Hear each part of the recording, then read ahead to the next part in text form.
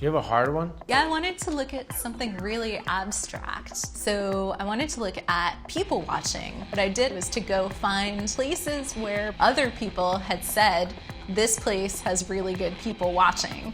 And then to look at what made those venues interesting and distinct. So where do you start? I don't even know where to begin. I gathered all the Foursquare tips that mention people watching, and it turns out there are 3 things that make a place really great for people watching. The first one is pretty obvious. There have to be people there, but they should be diverse. So you want there to be high foot traffic, so just a lot of people coming through and not all the same kinds of people, which usually means there has to be a population center. So you find good people watching in cities.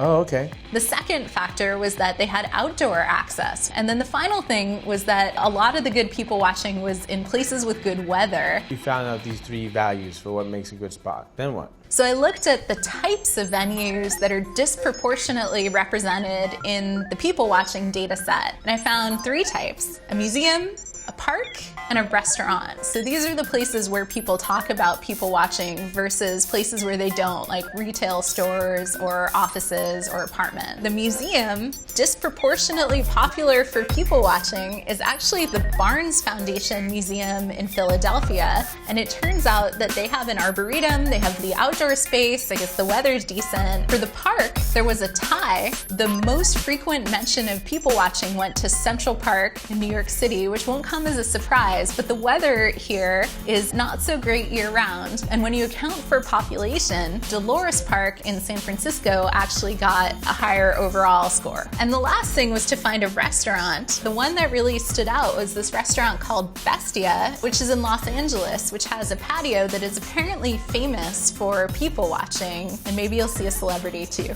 It is a really funny kind of entertainment, but it can be very peaceful and a lot of fun.